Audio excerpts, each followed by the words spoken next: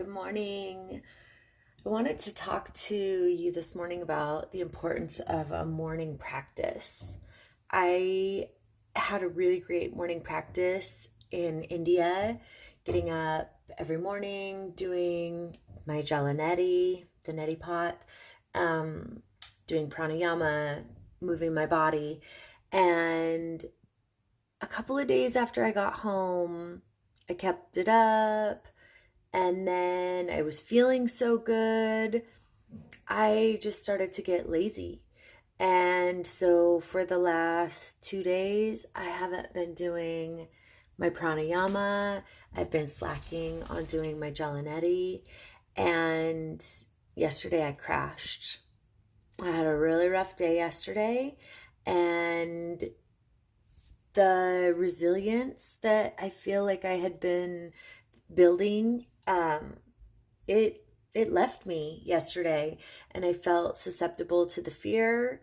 I felt irritated. I felt angry, a variety of all fearful emotions. So I'm getting back to my practice. It has to be my priority. I know that it supports me and it is paramount. It's absolutely critical that I do my morning practice. So here I go, starting with my Jala Neti this morning. I know it's tricky right now getting out, and I know if you don't have one, maybe it's not easy to justify going out to purchase something right now. But if you already have something like this in your home, I would highly recommend starting a little morning practice. You do a little bit of salt, and I'm not going to pretend I know the exact ratios, so maybe just look it up online for what kind of salt is best to use, the ratio of salt to water, and then you just begin practicing. So here I go. One more thing that's really important is once you finish doing your Jala Neti, really just clear your nasal passages. The easiest way to put it is really just blowing everything out into the sink is what I do. And then once I clear the majority of the moisture that's left, then I take my tissue and just continue to do both sides, so that you're not just blowing like we traditionally blow into a tissue, but just plugging both sides and clearing with our breath until we really feel like we have drained those nasal passages and cleared them out the best that we can. So it's a really important piece of this is to make sure that we're drying appropriately. Next, I'm gonna go into some yoga poses that also help with any residual drainage that needs to come out. So after I finish my Jala Neti, then this is when I go into crocodile pose and finish with child's pose to help clear anything else from the nasal passages. So once again, sometimes I keep a tissue close by, but we're gonna go down into crocodile pose. So just stacking your arms on top of each other and resting your forehead. Begin yogic breathing, filling the belly with air.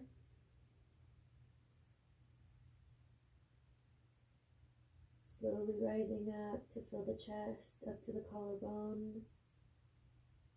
And then exhale out the chest. And then down, releasing the rest of your air from your belly.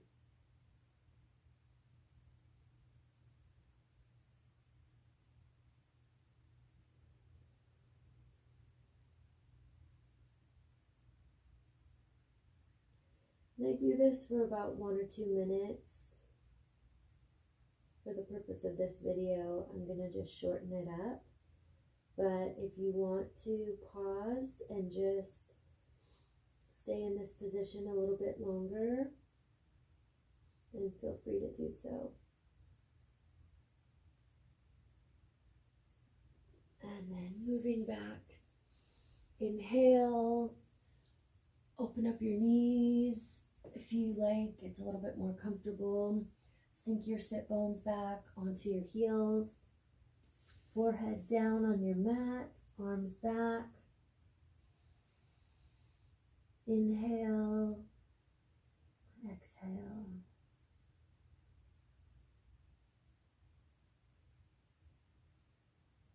Inhale, feel the belly going out, possibly touching your thighs. Feel the chest. And exhale, chest first. And then down to the belly.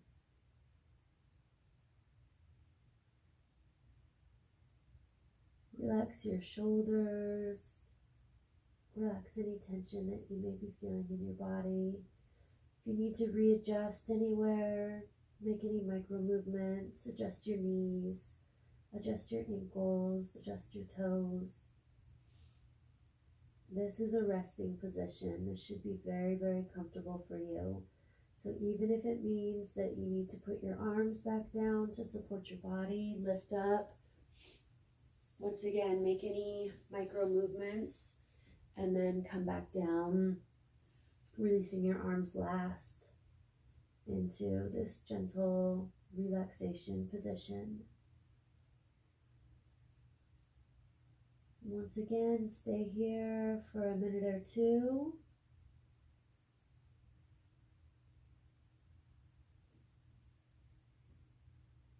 Inhale, coming back up. So this morning, I would like to begin with Bhastrika Pranayama. And I have my trusty orange book to help guide me through this. I just wanted to tell you a little bit about Bhastrika. It is also called the bellows breath. And this is another hyper pranayama, so it's going to warm us up. And on a chilly gray day like today, this is what I need. Okay, here we go. Contraindications. Bhastrika should not be practiced by people with high blood pressure, heart disease, hernia, gastric ulcer, stroke, epilepsy, retinal problems, glaucoma, or vertigo. The elderly, those who are suffering from lung diseases such as asthma and chronic bronchitis, those recovering from tuberculosis, or those who are pregnant are not recommended to do this practice. The benefits of Bhastrika. This practice activates the brain and induces clarity of thought and concentration. It increases vitality and lowers levels of stress and anxiety by raising the energy and harmonizing the pranas. It clears pranic blockages and causes Sushumna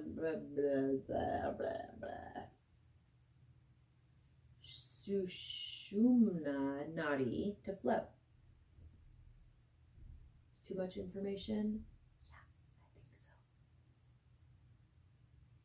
So Clarence is trying to come in. He knows it's pranayama time.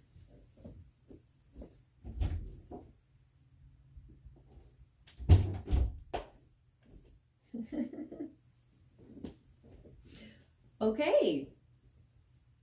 We can officially start pranayama with Clarence now. All right, so Bhastrika Pranayama is a forceful inhale and a forceful exhale. So we're going to take a couple of natural breaths. Please find your comfortable seat. You too, Clarence. Sit with a straight spine. Relax your shoulders. Align your shoulders under your ears. Find your natural breath. And just check in with yourself. How are you showing up this morning? No need to judge. No need to be attached. If you're having a great day and you're afraid of losing it, just be aware of that. If you're having a terrible morning and you want to shift, be aware of that too. Be aware of your extremes and do your best to just stand in the middle, right where you are, realizing that whether it's a positive or a negative, we're always in a constant state of flow. We're always flowing back and forth in between these extremes. Can you just stand in the center? And instead of it being two extremes, thinking of a straight line, can you bend those to create a circle? So you have no beginning and no end. You have no extremes. And you can just root yourself right in the center.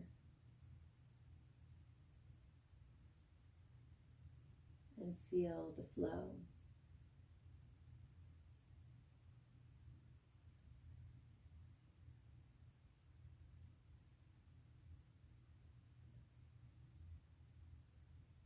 To begin Bhastrika, Pranayama, this is a cleansing kriya. We're going to forcefully inhale and forcefully exhale. I'm going to try to keep it about a second on each. And with each of the 3 rounds, we're going to increase the time. Take a natural breath and begin.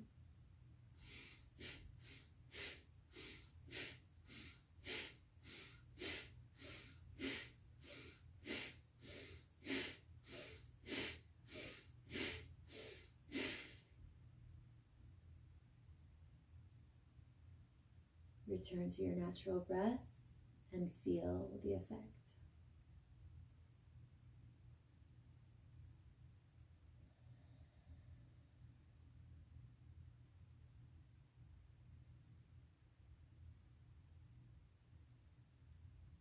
Stay in your present moment.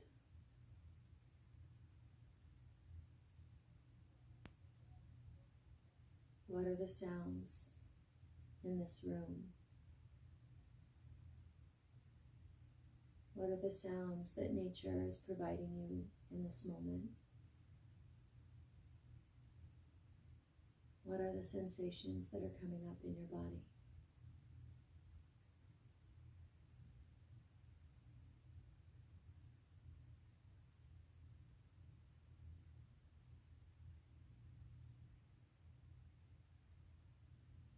Begin again.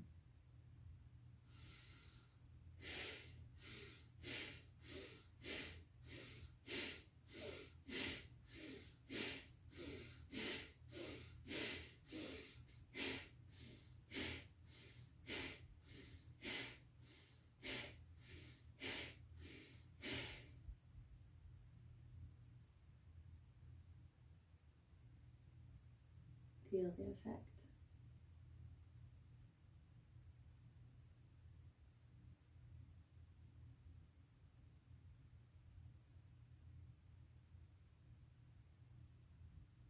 Relax your shoulders. Relax your knees.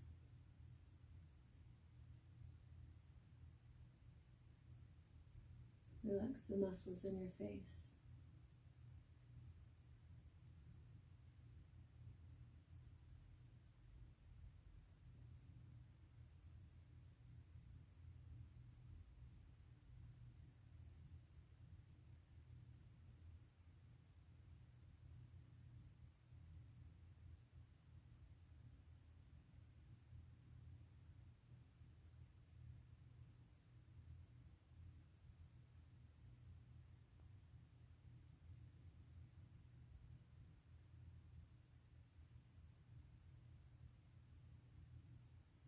Final round.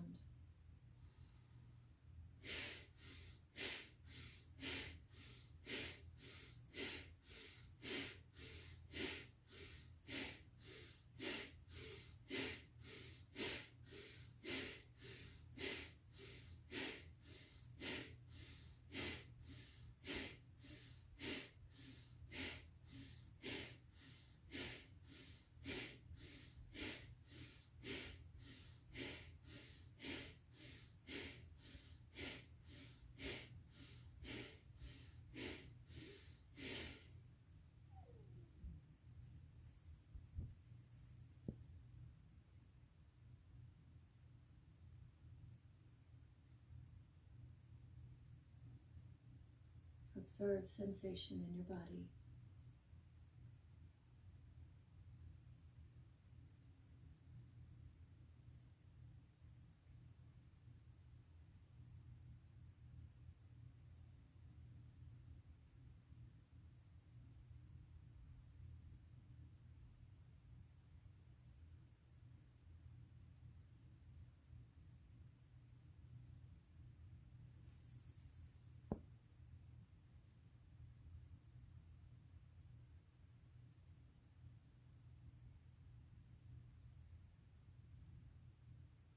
Observe any shifts in your mental state.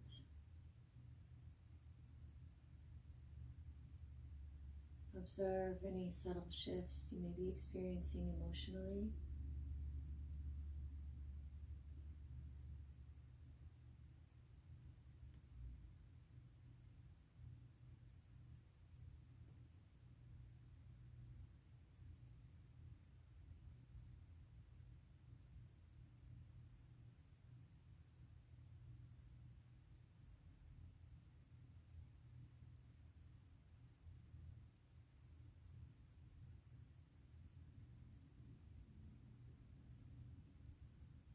Observe if you're feeling any increased flow and energy throughout your body. Can you feel the energy moving with nothing more than a change in your breath?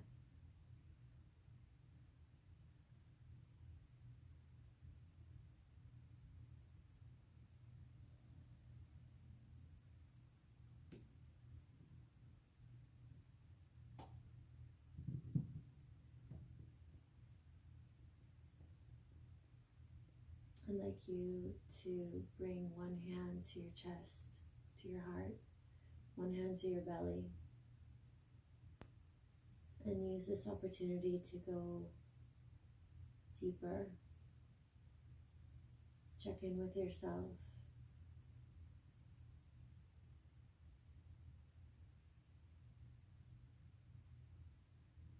Some of us are in a situation where we don't have the ability to have a physical touch with others right now.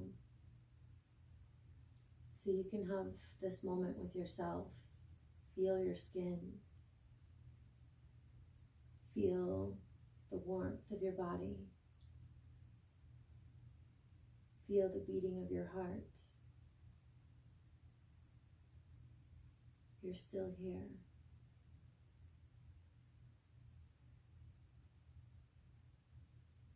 Feel your breath.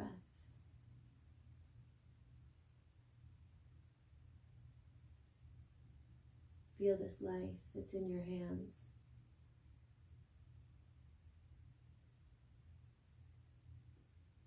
Your ability to choose what you do each day. Your ability to choose the thoughts that you give your attention to.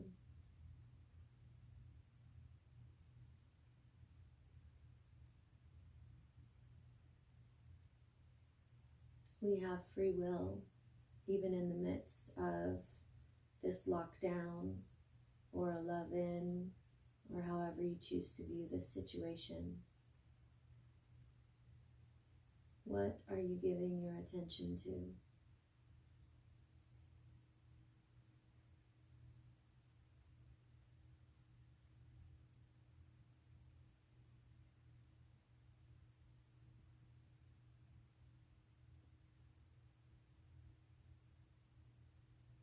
Gently open your eyes. Bring your palms to your heart center. And I want to just say thank you for doing this practice with me today. I honor you. I honor myself. I'm proud of myself.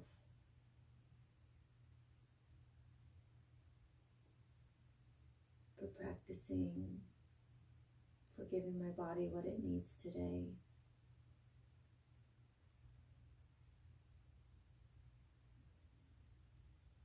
Gently bow and namaste.